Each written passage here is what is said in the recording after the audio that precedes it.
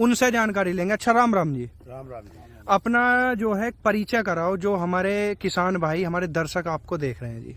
सभी दर्शकों को मेरी राम राम जी। और मेरा नाम डॉक्टर DS सिरोही। जी। मैं इस राणा शुगर मिल करीमगंज शाहबाद में डिप्टी जनरल मैनेजर केन हूँ। जी।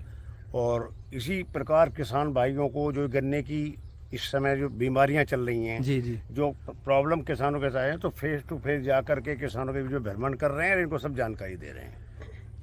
जैसा जी वीडियो के अंदर मैंने बोला है कि पीछे जो हमारी तरफ गन्ना खड़ा हुआ, वो पहली बात तो ट्रेंच पे बुआ हुआ है। जी जी। दूसरी बात है, गन्ना जो है ऐसा अभी तक हमने किसी क्षेत्र में देखा नहीं है।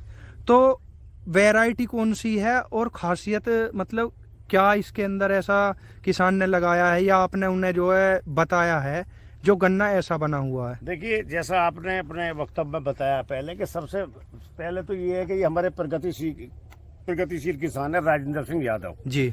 ये केशवपुर गांव पड़ता है जी। केशवपुर को ये रहने वाले हैं।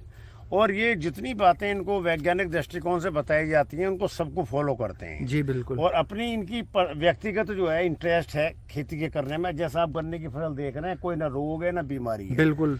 इस वैरायटी का नाम है COLK 94-184। जी। जी। और ये वैरायटी बहुत अच्छी सिद्ध हुई है और इस क्षेत्रफल में धीरे धीरे ये वैरायटी जो है बढ़ती जा रही है। और इस वैरायटी का मिलता जुलता रूप जो है एक महाराष्ट्र की वैरायटी है 3102। जी। लेकिन ये वैरायटी उससे मिलती जुलती है। और सबसे पहली जो बात है, हमारे जो 5T प्रोग्राम होते हैं ना प्रोडक्शन को बढ़ाने के लिए किसान के लिए, जी। आज के परिवेश में वो पांचों के पांचों जो 5T प्रोग्राम है उनको ये अडॉप्ट करते हैं। 5T मॉडल से मतलब क्या है, उसके अंदर 5T होती हैं।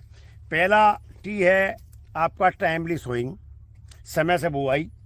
दूसरा है ट्राइकोडर्मा, जो आज अगर किसी भी चीज़ में आप देख रहे होंगे कि रेड रॉट है और कैसे कई तरह की फंगल डिजीज आती हैं, तो उसमें 5 किलो पर एकड़ के हिसाब से ट्राइकोडर्मा कंपोस्ट में मिला करके 1 हफ्ते के लिए रख करके और वो बुआई के टाइम में डल जाता है। तो किसी रोग जैसा आप देख भी रहे हैं इसके अंदर, इसमें ट्राइकोडर्मा लगा हुआ है जी। तो कोई किसी तरह का इसमें रोग नहीं आया।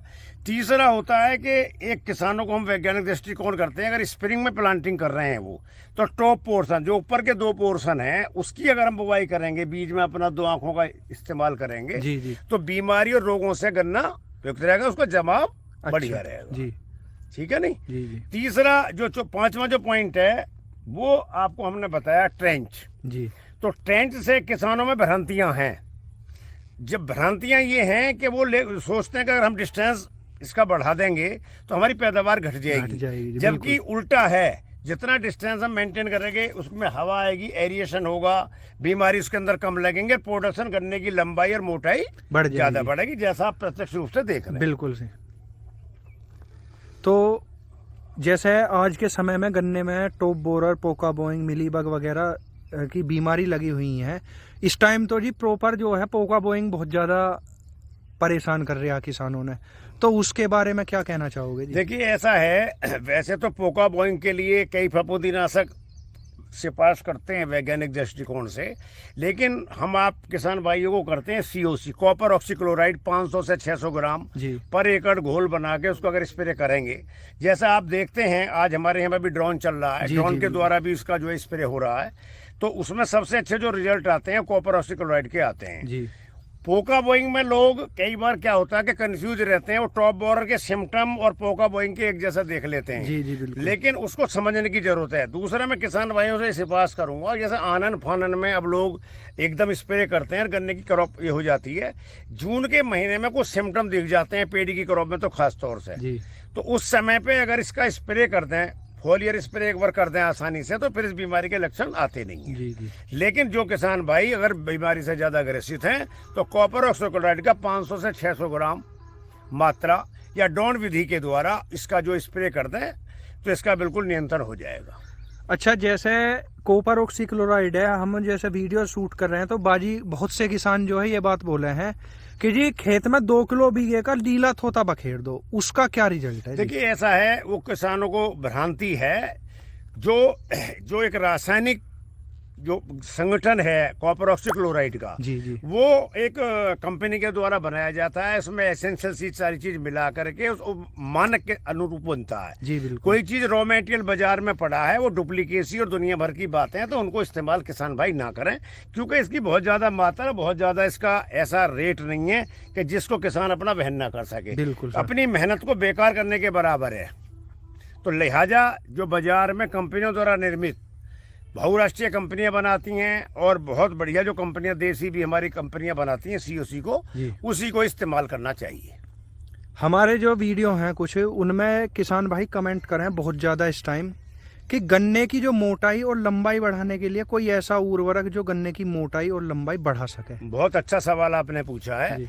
मैं किसान भाइयों को एक तो ये निवेदन करना चाहूँगा, जनरली किसान क्या करते हैं कि वो जो है बरसात के बाद भी जुलाई के महीने में, अगस्त के महीने में यूरिया इस्तेमाल करते रहते जी हैं। बिल्कुल। उससे होता क्या है, यूरिया ज़्यादा लगाने से जो स्प्राउटिंग हो जाती है रूट्स के अंदर, जी और वो कल्ले निकल आते हैं। जी जी। उस कल जो गन्ने की लंबाई और मोटाई में जो उर्वरक जाने थे या जो उसका अंश जाना है, वो रूट के अंदर आ जाता है, और वो रूट जो उगती हैं वो गन्ने में सप्लाई होती नहीं, वो सिवाय जानवरों को खिलाने के अलावा, तो उसका जो वेट लॉस हो जाता है। तो एक तो किसान भाई यूरिया का इस्तेमाल बरसात से पहले, जनरली तो कायदे से तो 25-30 जून तक कर देना चाहिए, लेकिन कहीं खेती बाड़ी का ऐसा धंधा है कि कहीं पिछड़ गया, कोई मजबूरी हो गई, तो उसको जुलाई के प्रथम सप्ताह तक हर हालत में यूरिया का इस्तेमाल कर देना चाहिए। उसके बाद नाइट्रोजन उर्वरक नहीं लगाना चाहिए।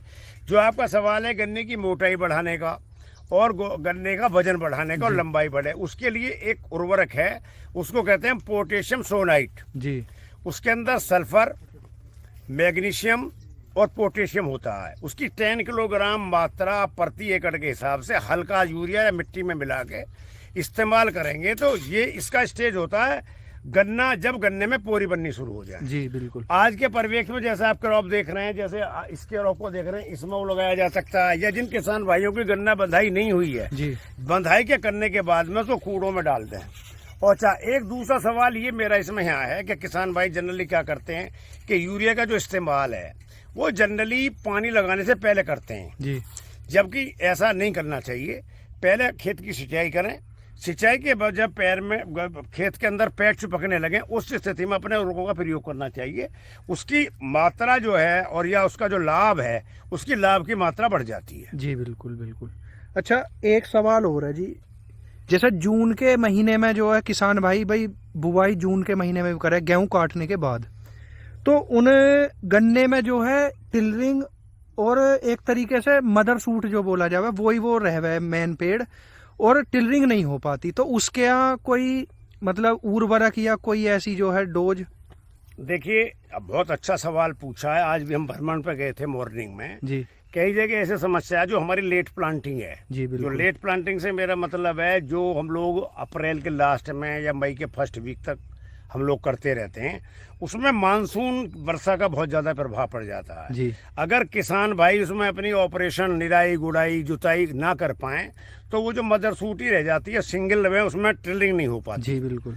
और जैसा आपने सवाल पूछा है, हर चीज़ का गन्ने का जर्मिनेशन है 30 दिन। जी गन्ना जमाव में अपना एक अवधि है उसकी कि 30 दिन में तो जम काटेगा। बिल्कुल। उसके बाद उसका जो ग्रोथ पीरियड है या उसकी ट्रिलिंग स्टेज है, केवल 90 डेज से पहले उसमें ट्रिलिंग होगी। जी। 90 डेज के बाद मगर किसी का खेत इस तरह से रह जाता है, उसमें ट्रिलिंग नहीं होती। फिर भी आज के परिवेश में जो हमारी जो जमीन का जो एक तरीके से स्ट्रक्चर टेक्सचर है, और हमारी दिन पे दिन हम लोगों ने भी मिट्टी के नमूने यहाँ करवाए हैं, ऑर्गेनिक मैटर की मात्रा जो हमारे पास 0.75 है और 1% होनी चाहिए, उसकी मात्रा घट के 0.2 से 0.3% हो गई। जनरली जो पीएच वैल्यू है हमारी ज़मीन की 0 मतलब 6.5 से लेके 7.5 के बीच होनी, वो अब 8 ऊपर पहुंच रही है, क्षारीय होती जा रही है ज़मीन। क्योंकि हम लोग रासायनिक उर्वरकों का ज़्यादा अत्यधिक प्रयोग कर रहे हैं, ना तो हमारी खाद का ढेंचा सनईन का इस्तेमाल कर पा रहे हैं, ना जमीन को पड़ती छोड़ पा रहे हैं, ना हम फसल चक्र बना पा रहे हैं। जी बिल्कुल। तो उसको दृष्टिगत रखते हुए जमीन में इन सब चीज़ों का कोई प्रभाव पड़ रहा है, ना हम गोबर की खाद डाल पा रहे हैं। तो इन सब चीज़ों को ध्यान में रखते हुए इसके ऊपर हमें विशेष ध्यान देना है।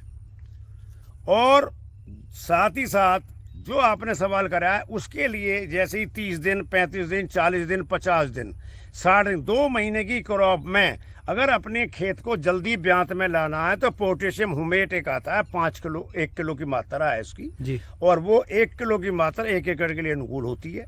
और उसको आप यूरिया खाद में या किसी भी खाद में मिला करके आप जो है उसमें पहले सिंचाई करें, सिंचाई के बाद उसको डाल दें, तो वो उससे आपकी टिल्लिंग जो है बहुत बढ़िया बढ़ जाएगी और ग्रोथ भी होगी।